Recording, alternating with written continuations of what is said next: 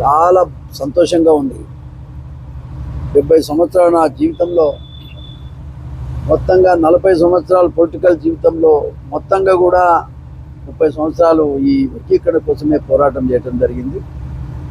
సోదరుడు మందకృష్ణ మాదిగ కానీ అనేక మంది మాదిగల యొక్క త్యాగాల ఫలితంగా ఇవాళ ఏబిసిడి సాధించుకోగలిగాం.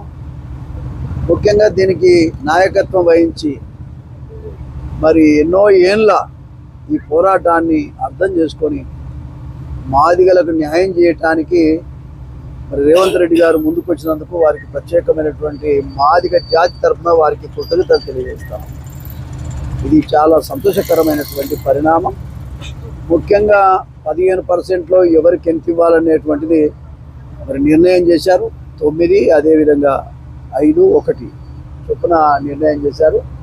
ఏదేమైనా రాబోయే కాలంలో ఏదైనా తప్పప్పుంటే సరి చేసుకోవచ్చు. కానీ మరి ఎన్నో ఇది ఒక జటిలమైన సమస్య, ఒక గండం నుంచి బయటపడ్డం అనేటువంటి అభిప్రాయాన్ని నేను ఈ సందర్భంగా వ్యక్తం చేస్తా ఉన్నా. దానికి కారణం మన రేవంత్ రెడ్డి గారని కూడా